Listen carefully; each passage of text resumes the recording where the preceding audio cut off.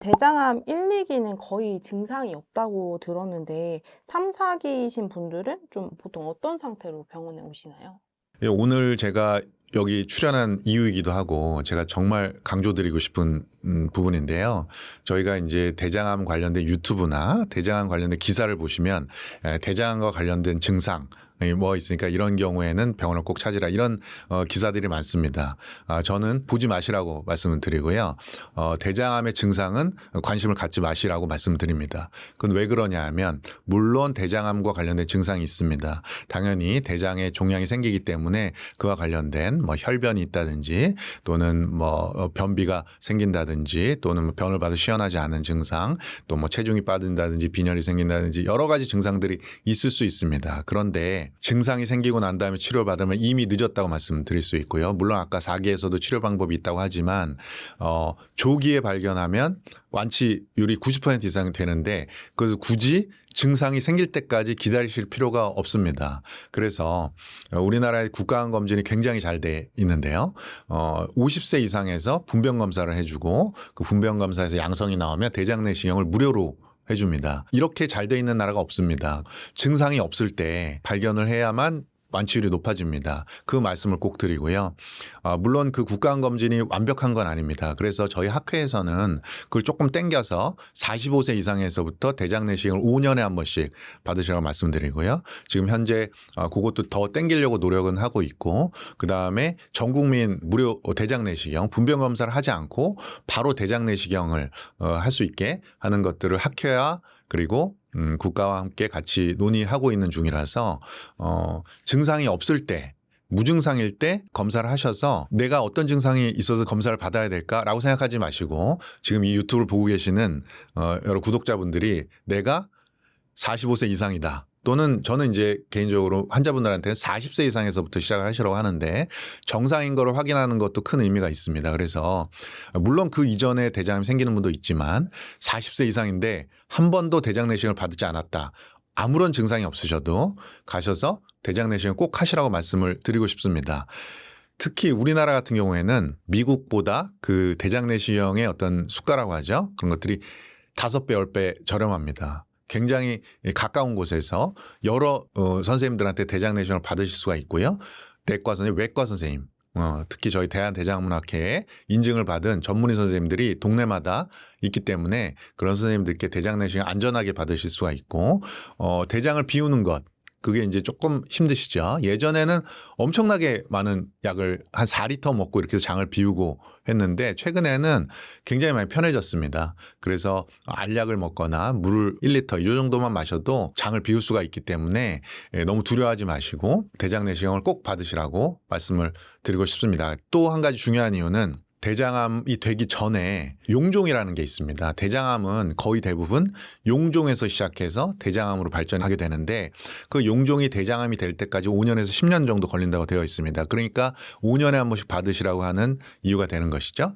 그래서 용종의 단계에서 그걸 발견해서 떼시면 대장암이 되지 않는 것이죠. 그러니까 대장암을 예방할 수가 있는 겁니다. 제가 수술하는 외과 의사지만 환자분들께서 수술을 안 하고 치료를 할 수 있는 방법을 소개시켜 드리는 것이죠. 그래서 젊었을 때부터 대장 내시경을 5년에 한 번씩 하시면서 그런 용종을 뗀다 그러면 평생 대장암 걱정을 안 하셔도 되는 겁니다. 그래서 저희 대장암외과에서도 대장암학회와 함께 그런 내시경적 치료 조기의 발견 이런 것들에 대해서 굉장히 많은 노력과 시스템을 갖고 있기 때문에 그런 부분에서 두려워하지 마시고 대장 내시경을 한 번도 받아본 적이 없다. 또는 대장 내시경을 받은 지 5년이 지났다. 그러면 반드시 가까운 대장암외과를 찾아가셔서 대장 내시경을 받으시기 바랍니다. 그 방금 용종을 떼는 게 이제 좀 가장 확실하다고 하셨는데 그 용종이 뭐 좀 검사는 되게 많이 나왔거나 매번 이제 검사할 때마다 용종이 나오거나 이런 분들은 좀 더 자주 받아야 될 필요가 있을까요? 맞습니다. 그 고위험군이 좀 있고요. 가족력이 있으시다든지 가족분들이 대장암이 있었던 분들이 많다든지 또는 본인이 뭐 염증성 장질환이 있다든지 또는 예전에 이제 용종으로 치료받았던 그런 경력이 있다든지 또는 이제 1cm 이상의 큰 용종들이 여러 개 있었다든지 그런 경우에는 5년이 아니고 저희가 1년, 2년 이렇게 자주 좀 받으실 거를 권유를 드리고요. 그렇게 해서 용종이 완전히 없어질 때까지 받으시고 그 다음에 이제 5년으로 다시 들리는 그런 이제 학회에서 이렇게 표준 치료로 권고하고 있습니다. 대장암의 3분의 1을 차지하는 게 직장암이라고 하더라고요. 그래서 직장암은 어떤 암이고 또 직장암을 의심해야 되는 증상 중 어떤 게 있는지 궁금합니다. 직장암은 사실 대장암이라는 게 결장하고 직장으로 나뉘고요. 그 직장은 보통 항문에서부터 12 내지는 15cm 위에 있는 그 기관을 직장이라고 하는데요. 여기에 암이 생기면 저희가 직장암이라고 합니다. 보통은 직장 안에 이제 큰 덩어리가 생겼을 때에 생길 수 있는 증상을 생각해 보면 큰 덩어리에서 이제 피가 날 수가 있거든요. 그래서 항문 출혈이 있는 경우에 저희가 직장암을 의심을 하고 그 외에 큰 덩어리 때문에 대변이 나오기 조금 힘든 증상들이 생겨요. 뭐 변비가 있거나 아니면 변비와 설사가 반복돼서 나타나는 등 원래 자기가 갖고 있던 배변 습관에서 약간 변했을 때 우리는 뭔가 직장암이 있구나 의심을 할 수가 있고요. 또 하나는 이제 이건 조금 많이 진행된 경우에 해당하는 거지만 그런 식으로 이제 배변 습관이 변하고 불편하고 이러다 보면은 환자분이 잘 안 먹게 되고 이 외에도 전이가 되는 경우에는 특히나 그런 경우에 이제 체중 감소가 동반이 되는 경우가 되게 많아서 이런 증상들이 있으면 직장암을 의심을 하고 저희가 검진을 하는 것을 추천드립니다. 그럼 직장암이 아닌 아까 말씀하신 결장암이 진행 중일 때도 나타나는 증상은 비슷한가요? 사실은 그 암의 위치에 따라서 주로 나타나는 증상이 조금씩 다른데, 그러니까 왼쪽 결장이나 직장암은 주로 이제 막히거나 뭐 이래서 나타나는 증상이 많고요. 오른쪽 대장 같은 경우에는 막혀서 증상이 나타난다기보다는 피가 나거나 이런 증상, 그래서 뭐 혈변을 본다든지 아니면 흑색변, 우리 짜장면 색깔 같은 변을 보는 경우에는 그렇게 오른쪽 대장에 뭔가 암이 있구나 이런 걸 의심을 할 수가 있고 또 하나는 이제 그렇게 피가 나다 보면은 환자분들이 이제 어지러움증, 빈혈이 생겨가지고 오시는 경우도 많이 있습니다. 혹시 전조 증상이라는 것도 좀 있을까요? 사실 이제 대장암이 우리 침묵의 살인자 이런 얘기 많이 듣잖아요.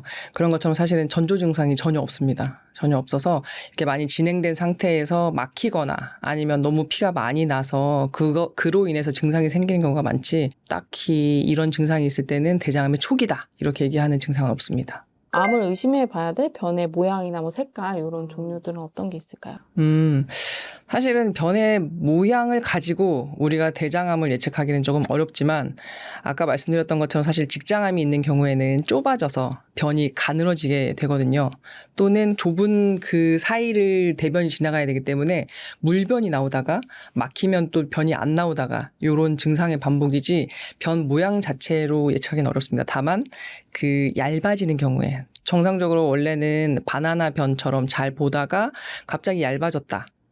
그러면 조금 의심을 해봐야 되고요. 그 외에도 우리가 색깔 자체는 대부분 뭐 황갈색, 황금색 변이 대부분인데 간혹 이제 피가 많이 나는 직장암에서 피가 이렇게 묻어 있는 경우에는 변 옆에 이렇게 피가 묻어 있는 그런 경우에는 저희가 또 의심을 하고 병원을 찾아서 검진을 해야 합니다. 감기 냄새가 너무 지독하면 또 암을 의심해 봐야 된다 이런 영상들도 되게 많더라고요. 네, 맞아요. 이제 그런 거 저도 많이 듣긴 했는데 방귀 냄새가 안 좋다. 대부분의 방귀 냄새는 다 안 좋잖아요. 근데 방귀 냄새가 안 좋다고 해서 대장암을 더 의심한다. 뭐 대장암 증상 중에 하나가 나쁜 방귀 냄새다 이런 건 없는데 이제 다만 방귀 냄새는 장내 미생물의 조성의 변화나 아니면 먹는 거에 따라서 약간 냄새가 달라질 수 있습니다. 그래서 반드시 그것 때문에 대장암 의심한다고 할 수는 없고 다만 저희가 이제 암이 되게 심해지는 경우에는 수술할 때 암에서 되게 독특한 냄새가 나거든요. 그 암이 괴사 상태에 빠지거나 이런 경우에 나오는 그 비릿한 냄새가 있어요. 근데 이런 냄새 때문에 오시는 분들이 가끔 있기는 합니다. 항문에서 가까운 직장암 같은 경우에는 그런 분비물들이 많이 분비가 되고 그 분비물에서 이제 묘한 냄새가 나서 오는 경우가 있기는 하지만 방구 냄새는 네, 특별하게 관련이 없습니다. 그럼 실제로 대장암 수술을 하실 때 어떤 냄새가 나는 경우도? 되게 심한 경우에는 이제 물론 대장 안에 암이 있기 때문에 수술할 당시에는 나지 않지만 이제 저희가 이제 다 절제를 하고 나서 병변을 봐야 되기 때문에 잘라서 보거든요. 이렇게 잘라서 안쪽을 관찰을 했을 때 보면은 그런 이제 냄새가 올라오죠. 이 대장암 병기별로 치료 방식과 완치율이 어느 정도로 달라지는지 궁금합니다. 우리나라의 국가암 검진이 대단히 잘 확립이 되어 있기 때문에 조기에만 발견하시면 대부분 완치가 됩니다. 그래서 1기 발견이 되면 95% 이상, 우리나라는 사실 성적이 더 좋습니다. 이게 이제 미국이나 선진국에서 90%라고 하지만 우리나라는 95%까지 가고요. 2기로 넘어가게 되면 한 80에서 85%, 그러니까 조금씩 떨어지는 것이죠. 그 2기 후반에서는 이제 항암 치료도 해야 되고, 3기로 넘어가면 70에서 75% 이렇게 됩니다. 4기는 대략 한 50% 정도라고 생각하시면 되는데요. 이것도 굉장히 많이 올라온 겁니다. 예전에 한 20년 전에 제가 전공의 할 때까지만 해도 대장암 4기는 거의 치료가 어려웠습니다. 그래서 한 30%도 안 되는 정도의 완치율을 갖고 있었는데, 최근에는 여러 가지 수술의 기법, 그다음에 항암 치료, 그다음에 면역 치료, 면역 관문 치료죠.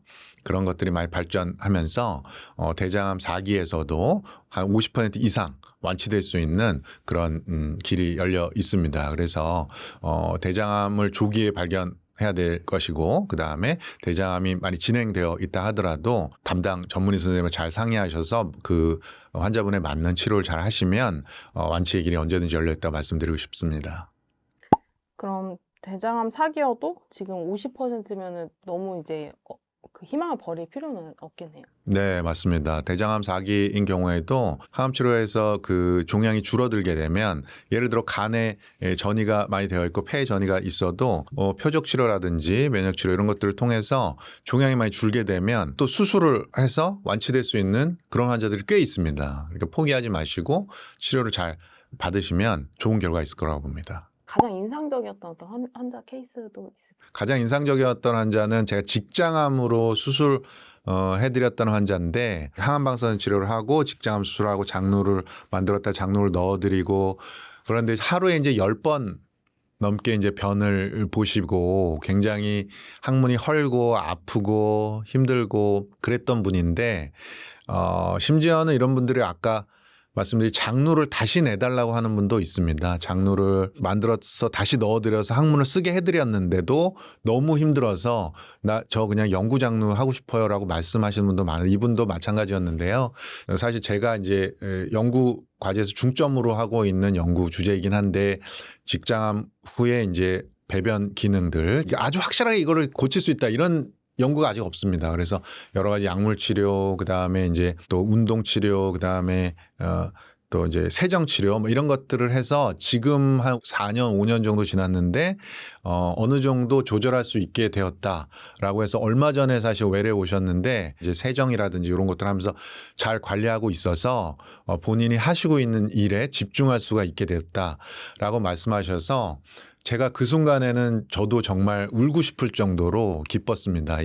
물론 장루 하는 게 오히려 더 편할 수도 있습니다. 그런 분들한테 항문이 너무 아프고 항문이 짓무르고 기저귀 차고 다녀야 되고 어디 여행도 갈 수가 없고 그런 분들한테 장루를 차라리 다시 하시라고 말씀을 드리거든요. 근데 그런 어떤 치료들 여러 가지 환자분 같이 노력해 주시고 하면서 지금은 어느 정도 조절할 수 있게 되었다라고 말씀하셔서 저도 굉장히 기쁘고 저도 굉장히 보람됩니다. 물론 그런 치료들이 더 발전돼야 되고 더 환자분들한테 도움을 드리기 위해서 더 노력해야 되겠고, 또 저희 후학들이 세계 최고의 대한민국 의료를 이어받는 저희 후학들이 더 많은 연구를 할 수 있도록 더 많은 지원과 더 많은 그런 어떤 연구와 어떤 진료와 교육에 더 많은 그런 발전을 이뤄낼 수 있도록 많은 후원과 또 많은 배려, 또 많은 어떤 기회들이 제공되어야 된다고 생각을 합니다.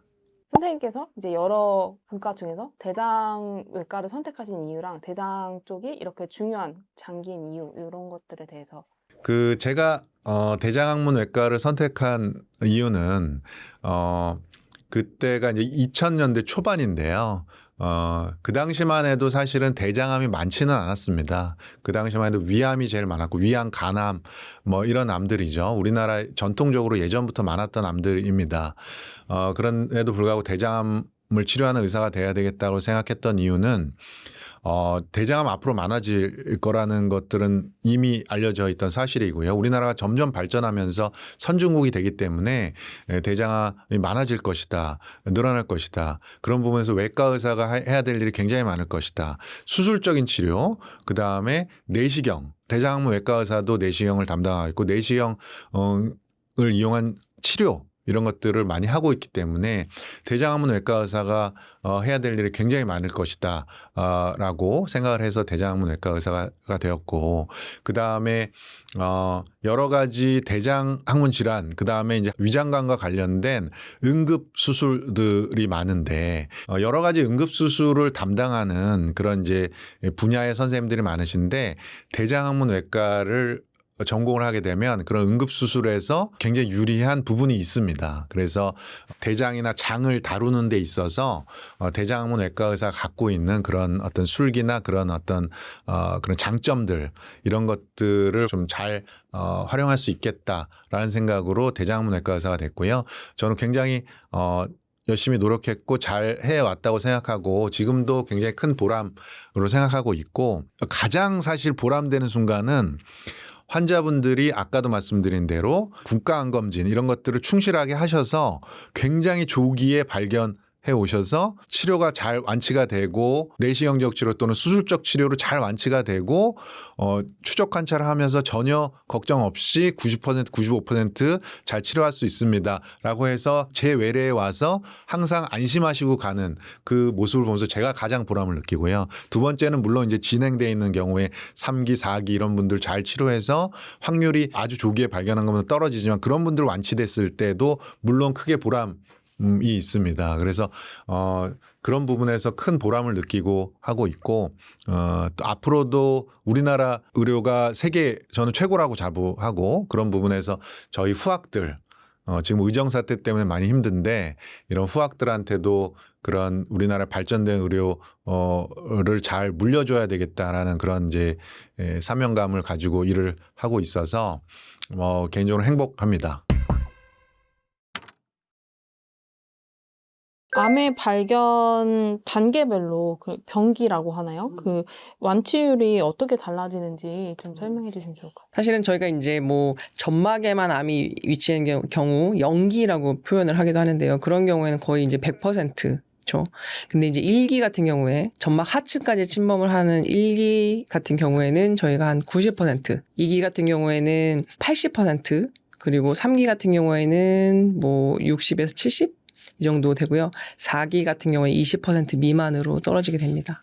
그러면은 4기일 경우에는 좀 가망이 없다고 볼 것 같은데 완치되시는 경우도 있긴 한가요? 완치되는 분이 있습니다. 사실 제일 기억에 남는 환자분이 사실은 저는 이제 그 젊은이들에게 주로 발생하는 이 대장암에 대해서도 관심이 많이 있는데 아직 40대가 아닌 30 후반 내 환자분이 배가 아파서 응급실로 내원을 했는데 검사를 해봤더니 상행 결장, 오른쪽에 대장암이 있었고 간 전이가 엄청 크게 있었거든요. 그래서 저희가 이제 검사를 하고 환자의 전처치를 해서 수술을 잘했어요. 오른쪽 대장을 다 잘라내고 간도 전이 된 부분을 다 절제를 해서 그 환자분은 이제 수술을 잘 받고 항암 치료까지 받고 나서 완치가 됐어요. 완치가 됐는데 이제 나이가 젊잖아요. 나이가 젊으니까 뭔가 유전적인 소인이 있을 거라고 생각을 해서 그 가족분들이 이제 외래로 내원을 했을 때 이제 가족분들도 다 내시경을 받으셔야겠다라고 권고를 드렸고 그렇게 했더니 그 아버지가 대장암이 발견이 되셔가지고 그 아버지도 저한테 이제 치료받고 완치. 두 분이 다 완치가 된 경우가 있어가지고 그게 사실 제일 기억에 많이 남습니다. 응급수술도 많이 하신다고 하셔가지고 좀 요즘에 그 외과 의사 뭐 이런 드라마들 때문에 그 현장에 대해서 관심도 많으신데 가장 좀 드라마틱했던 수술 뭐 이런 게 있으실까요? 설 추석 연휴가 되면은 이제 그 가족하고 만난 자제분들하고 만난 할머니들 이제 보통은 일반적으로 변비가 있으면 그냥 변비가 있거니라고 생각을 하는데 이 똥 때문에도 장이 터질 수가 있거든요. 그래서 이제 오래 변을 못 보시는 분들을 모시고 와가지고 거의 이제 폐혈증성 쇼크가 오기 직전에 이제 수술을 해서 이렇게 회복되는 경우가 간간히 있습니다. 그래서 이제 제가 사실 이 기회를 통해서 말씀드리고 싶은 내용 중에 하나는 변비가 대장암을 일으키지는 않지만 우리가 만약에 변을 너무 오래 못 본다. 저희가 보통 CT상에서 대장이 한 10cm 이상 늘어나면은 이건 터지기 일보 직전이라고 생각을 하고 전 대장 절제술을 시행을 하거든요.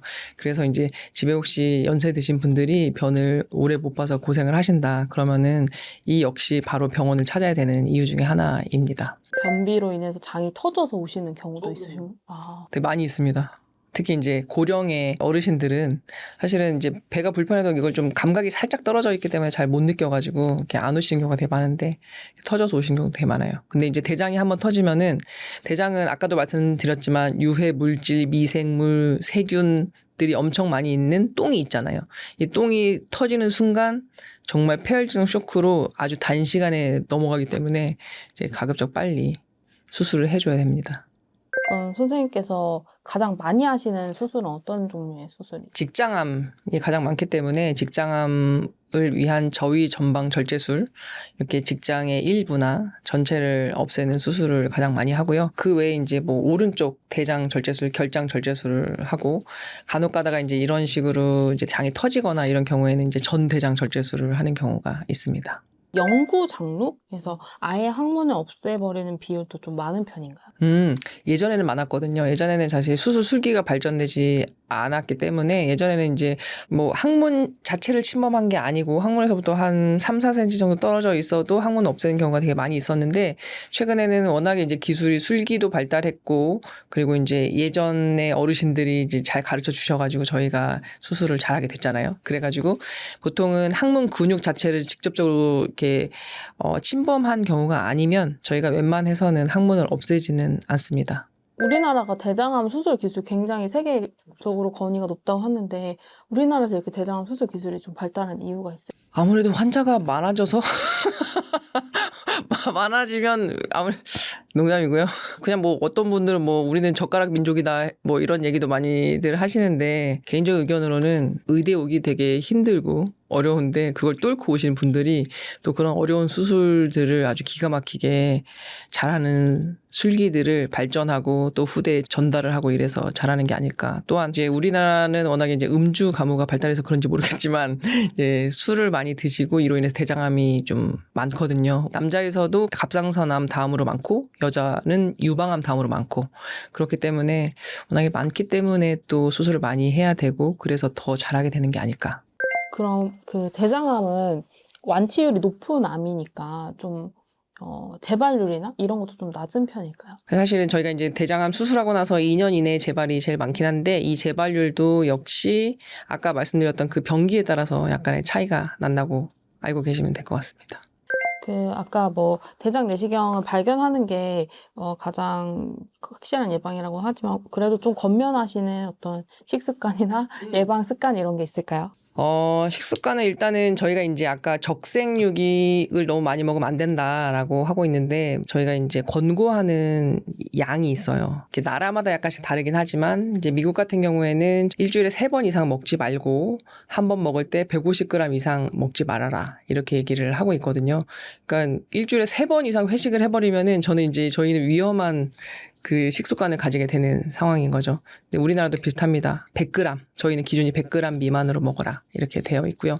이 외에도 저희가 이제 신체 운동을 하는 게 대단히 중요한데 일주일에 3번 이상 중강도 정도의 운동을 하라고 되어 있는데 중강도가 어느 정도냐면은 약간 숨이 차는 정도, 이 정도 이상은 운동을 해줘야지 저희가 이제 암을 예방하는 효과가 있습니다. 보니까 요즘 젊은 대장암 환자가 폭증하고 있다 이런 기사도 많던데 이렇게 젊은 환자들이 많이 늘어난 이유는 뭐라고 보실까요? 우리나라 대장암이 많이 늘어나고 있고 그중에 또 젊은 환자들이 굉장히 많이 늘어나고 있습니다. 이것은 뭐 서구화된 생활 습관 때문에 그렇다 정설로 인정되고 있고요.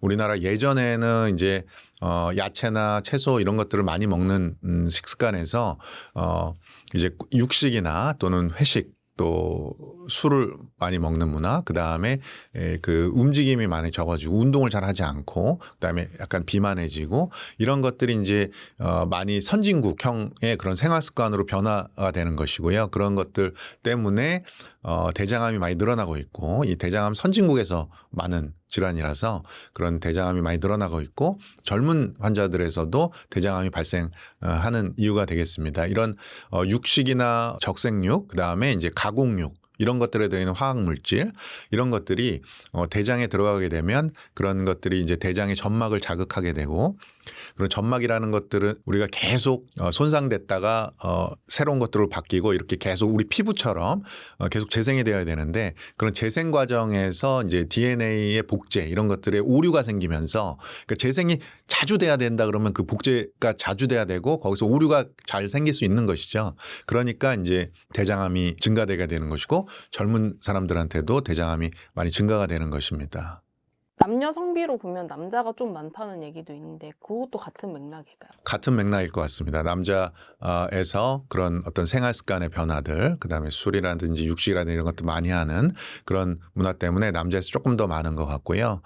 다만 우리가 이제 어떻게 하면 건강하게 살지는 다 알고 있습니다. 이런 유튜브를 보시지 않으시더라도 굉장히 많은 정보, 저보다 오히려 더 많이 알고 계시고요. 어떻게 식사를 해야 되는지, 또 어떻게 하면은 건강해야 되는지, 요새 뭐 헬스장 뭐 이런 문화 이런 것들 많지 않습니까? 적절한 운동, 그 다음에 골고루 균형 잡힌 식사, 그 다음에 배변 습관, 뭐 술, 담배 이런 것들 줄이고 담배는 피면 안 되고 이런 것들을 어떻게 하면 건강할지 상식적인 선에서 굉장히 많이 알고 있습니다. 그런데 우리가 그런 것들을 이렇게 사회생활하거나 그러면 지키기가 쉽지 않죠. 그래서 내가 어떻게 하면 대장암에 걸리지 않을까? 뭘 먹어야지 대장암에 걸리지 않을까? 뭘 안 먹어야 대장암에 걸리지 않을까? 이런 것들을 고민하시기보다는 대장 내시경 받지 않으시는 분들 손 한번 들어보시고요.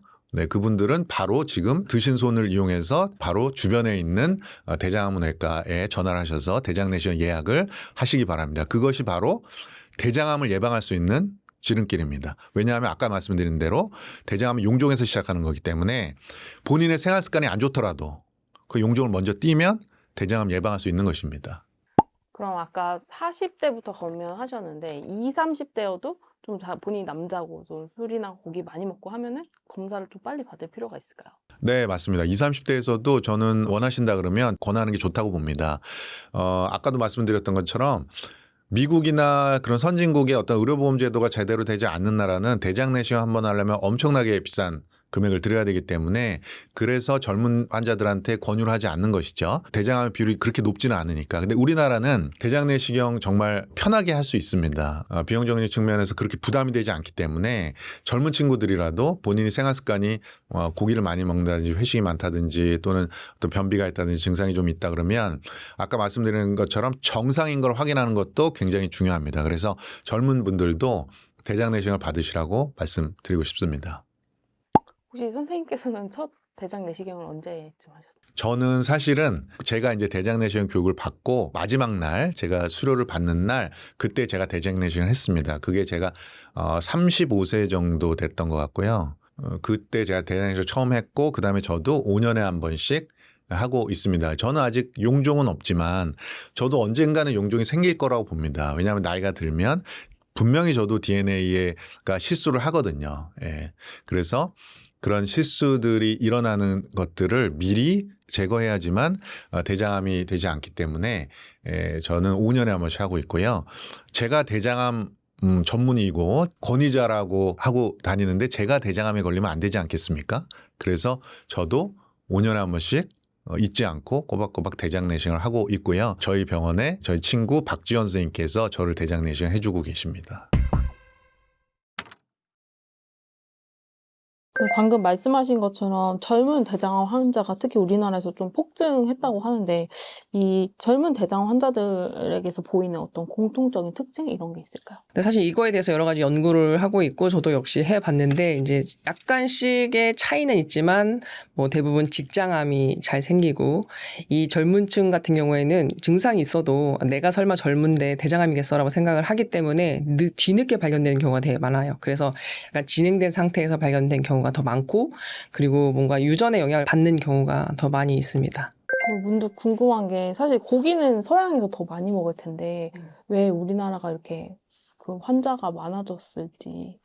사실 우리나라 같은 경우에는 숯불구이를 되게 많이 먹잖아요. 그래서 적색육을 그런 고온에 가열을 하면은 이 발암 물질이 많이 생기게 됩니다. 그래서 이제 그런 것들도 영향이 있을 것으로 생각이 되고, 사실 우리나라만 그런 건 아니지만 사실은 폭음을 하거나 이렇게 이제 회식을 자주 하는 경우가 많이 있어서 이런 부분이 정말 큰 영향을 주지 않을까 생각을 하고 있습니다. 남자 쪽에서 좀 더 많이 발생한다고 하더라고요. 그 남성이 더 많이 발생하는 이유가 있을까요? 그냥 일반적으로 생각을 해보면 우리가 대장암의 위험 인자로 꼽는 게 뭐 운동 부족이나 아니면 음주 아니면은 붉은 고기, 가공육 이런 것들이거든요. 근데 이제 생각해 보면 우리나라의 젊은이들의 음주 습관과 그리고 고기를 또 선호하는 그런 습관들을 생각해 보면 사실 남자들이 여자들에 비해서 훨씬 더 그런 것들에 많이 노출이 돼 있고 많이 섭취를 하고 있는 양상이어서 그런 게 또 한 가지 가설이 될 수 있을 것 같고, 또 하나는 뭐 어떤 논문에서는 여성의 에스트로겐이 그런 대장암을 좀 예방하는 효과가 있다라는 연구가 있긴 합니다. 그래서 폐경 이후에 대장암이 더 증가한다라는 연구가 있기는 한데, 그거는 이제 공인된 널리 알려진 것보다는 일부 연구에서 이런 얘기가 있다. 이 정도.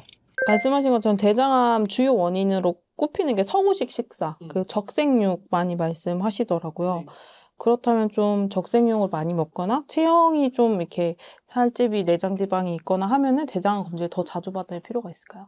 아까도 말씀드렸지만 제가 35세에 대장 내시경을 시작했던 이유는 저희는 외과 의사니까 워낙에 적색육을 많이 먹고 음주도 많이 하기 때문에 스스로 이제 걱정이 되는 거였죠. 그래서 이제 35세에 저는 시작을 했어요. 했더니 역시나 용종이 있었고, 이제 본인이 만약에 너무 비만한데 이 비만의 원인이 잦은 음주와 그런 적색육, 우리 뭐 소고기, 돼지고기 뭐 이런 거 있죠. 그런 거를 먹어서 이렇게 비만한 상태다. 그러면 사실은 일반적으로 저희가 권고하는 그런 위험 인자가 없는 사람들은 45세였지만 더 일찍 하는 것도 나쁘지 않을 것 같습니다. 그럼 만약에 나는 채식을 하니까 좀 덜 해도 된다 이런 것도 있을까요? 대장암에 영향을 주는 게 반드시 얘가 100% 얘만 영향을 준다고 한다면 채소를 많이 먹었으니까 나 안 해도 된다라고 할 수 있겠지만, 나는 채소를 먹는데 채소를 열심히 먹지만 신체 운동을 전혀 하지 않았어. 만약 이런 다른 위험 인자를 가지고 있을 수 있기 때문에 본인이 그걸 모두 다 맞추고 유전 인자가 하나도 없다라는 거를 보장이 된다면 좀 늦게 할 수 있겠지만, 그게 아니라면 그냥 권고 사항에 맞춰서 조기 검진을 하시는 것을 추천드립니다. 그 혹시 마르신 분이 대장암 걸리는 비율도 좀 높은 편인가요? 비만이 위험 인자긴 하지만 마르다고 해서 안 걸리는 건 아니다.